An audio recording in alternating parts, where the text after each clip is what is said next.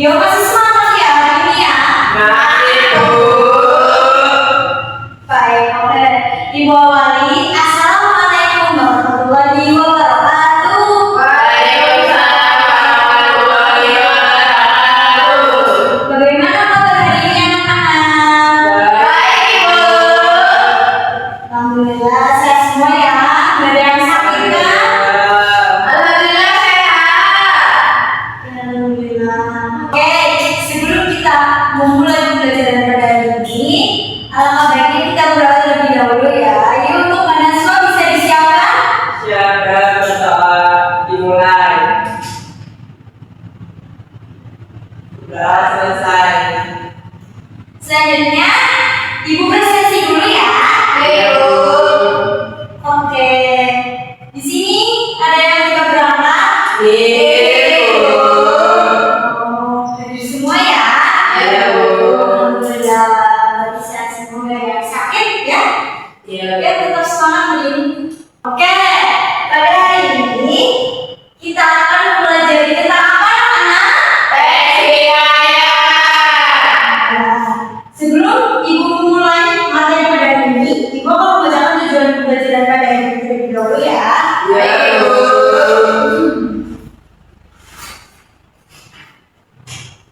Tujuan pembelajaran pada hari ini yaitu peserta didik mampu mengevaluasi dan merefleksikan gagasan dan pesan moral pada cerita rakyat berdasarkan analisis unsur intensitas. Kita langsung saja kita masuk pada materi hari ini yaitu teksi layak. Oke, Ibu sekarang ingin bertanya kepada kalian. Di sini, apakah kalian pernah membaca teks cerita rakyat atau teks hikayat? Ayo, Mbak Anjani, cerita apa? Cerita tentang itu, Bu, apa ya, Imam-imam, bagaimana Abu Nawas, itu, Bu. Apakah cerita tersebut mengandung pesan moral yang tersirat? Banyak, Ibu. Loh, Mbak Naswan, cerita apa Mbak Naswan? Gak tahu, Bu. Jadi, belum paham ya. Iya. Sekarang Ibu ingin menjelaskan. Oke, pengertian teks hikayat. Teks hikayat adalah sebuah karya sastra lama yang berbentuk cerita yang berisi kisah kehidupan tokoh-tokoh yang luar biasa seperti raja, pahlawan, atau orang sakti. Nah, dengan unsur ajaib ini atau fantasi ini bersifat turun-temurun. Oke, jadi Mbak Naswa bisa dibacakan ulang apa itu pengertian teks hikayat? Teks hikayat adalah karya sastra lama berbentuk cerita yang berisi kisah kehidupan tokoh-tokoh luar biasa seperti raja, pahlawan, atau orang sakti dengan unsur keajaiban, fantasi, dan sering bersifat turun-temurun. Oke, jadi teks hikayat itu sebuah karya sastra lama. Biasanya itu tokohnya itu seperti pahlawan, orang sakti itu seperti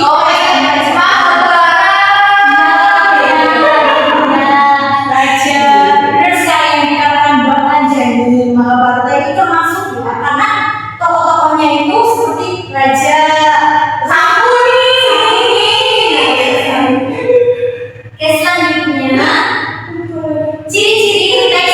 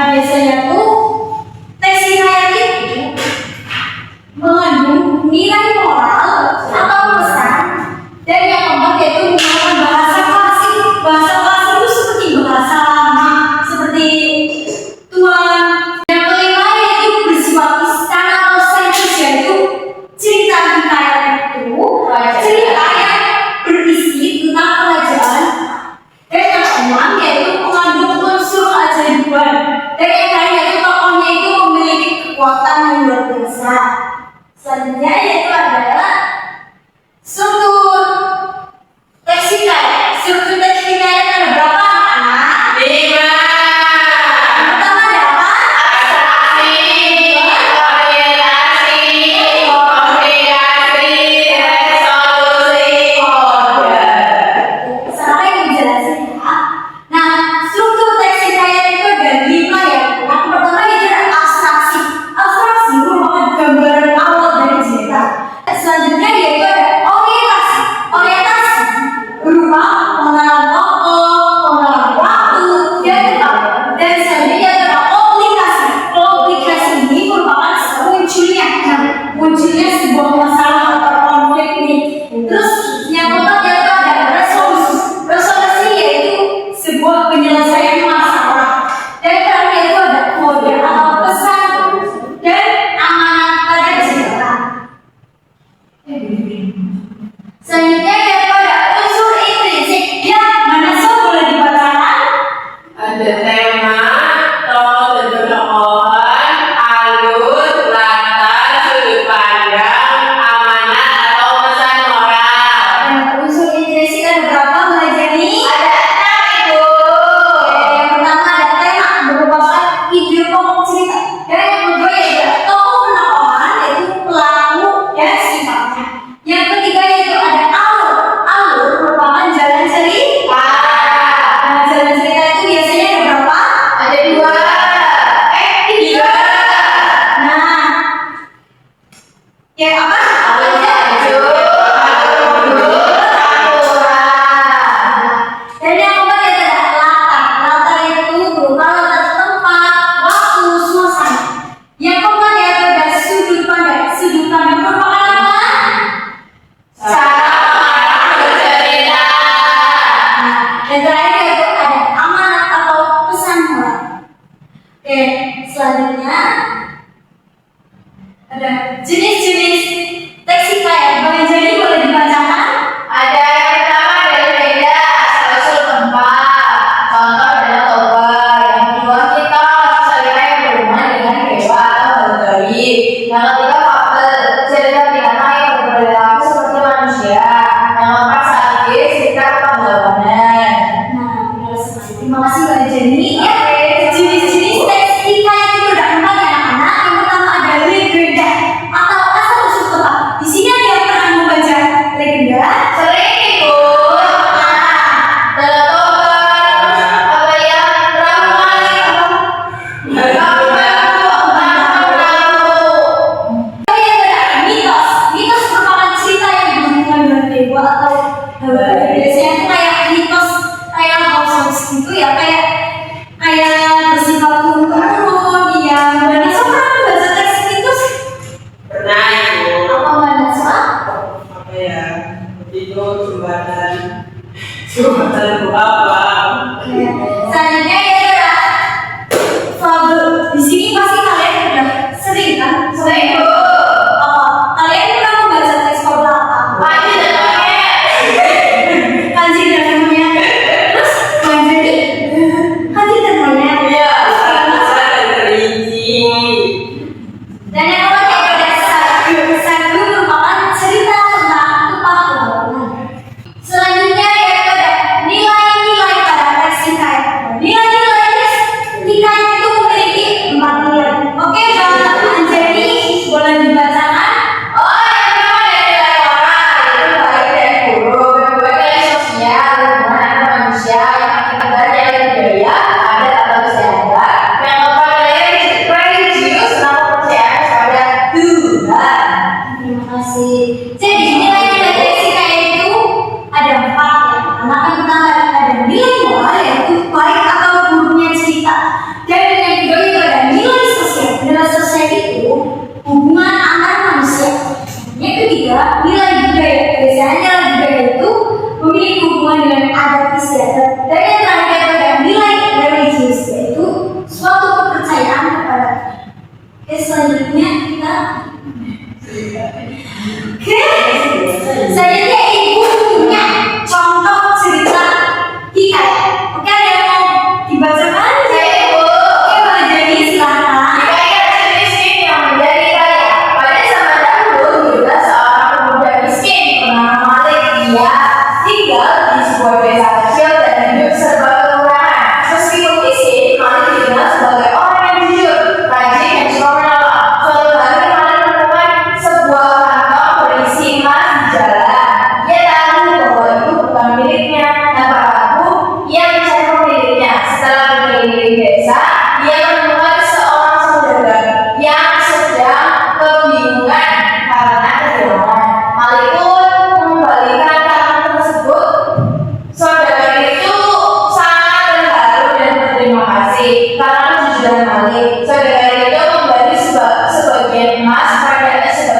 dia. Sejak saat itu kehidupan Malik berubah. Dia menggunakan emas tersebut dengan bijak dan untuk membuat usaha dan membantu orang lain. Malik itu hidup bahagia dan dihormati oleh masyarakat.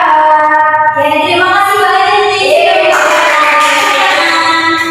Oke, jadi di sini ibu punya cerita versi kaya yaitu hikayat si miskin yang menjadi kaya. Nah, di mana itu ada sebuah anak laki-laki yang bernama Malik. Dia tinggal di desa yang kecil. Nah, dia itu hidupnya itu kekurangan atau masih kurang mampu. Nah, meskipun miskin, si Malik ini orang anaknya itu rajin, jujur, dia suka menolong. Nah, pada suatu hari si Malik ini menemukan sebuah kantong yang berisi emas yang di jalan. Tetapi kantong emas itu bukan miliknya. Nah, akhirnya si Malik ini mencari pemiliknya dan dia menemukan seorang saudagar yang sedang kebingungan karena kehilangan. Nah, itu pemilik emas. Nah, Malik pun mengembalikan kantong tersebut. Nah, akhirnya si saudagar ini terharu dan berterima kasih karena kejujuran si Malik ini dan menemuin sebuah kantong emas. Nah, sejak saat itu kehidupan Malik itu berubah. Akhirnya ia menggunakan kantong emas tersebut dengan bijak. Oke, selanjutnya ibu punya tugas kelompok. Nah, ibu pengen kalian mengerjakan sebuah tes hikayat yang dibagikan. Nah, kalian dijamin dengan teman sebangku kalian dan selanjutnya kalian mempresentasikan di depan kelas. Oke, Ibu.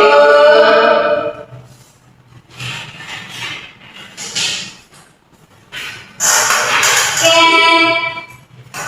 selamat mengerjakan anak-anak. Siap, Ibu.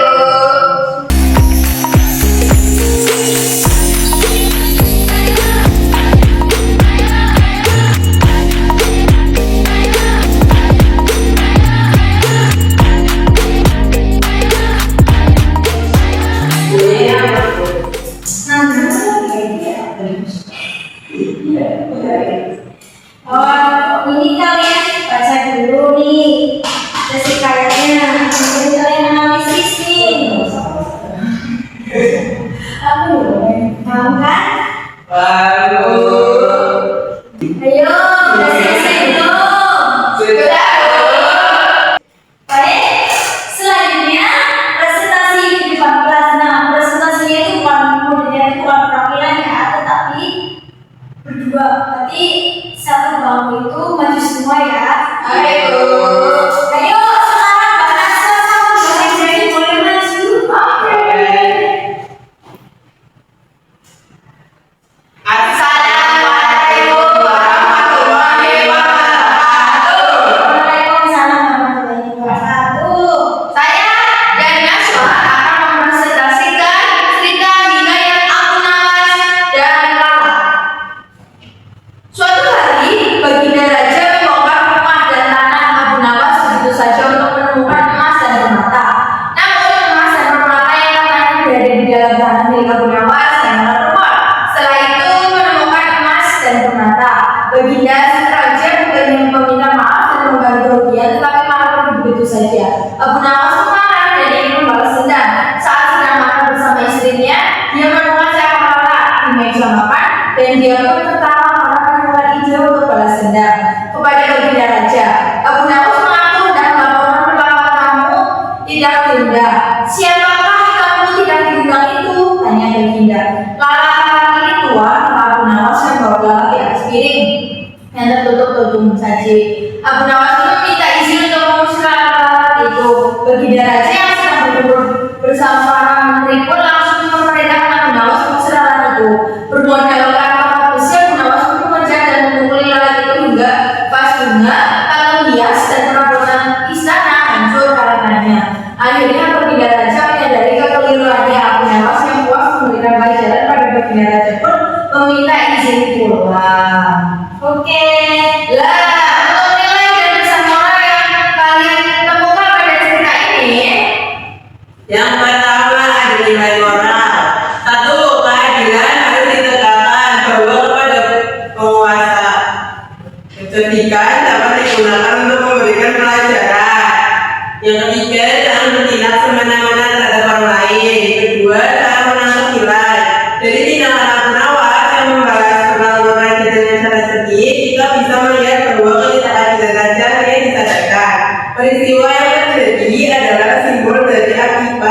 tindakan raja sebelumnya. Oke, terima kasih. Beri tepuk tangan.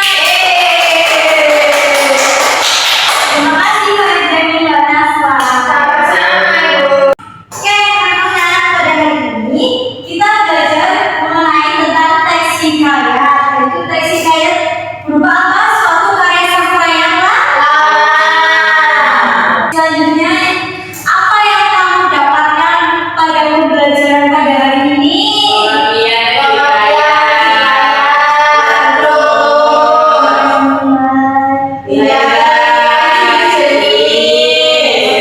Berarti sampai sini paham ya anak-anak? Paham, Ibu. Oh iya.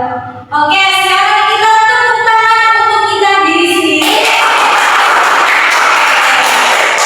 Oke, sebelum Ibu tutup pembelajaran pada hari ini, apakah ada yang ingin ditanyakan? Tidak ada.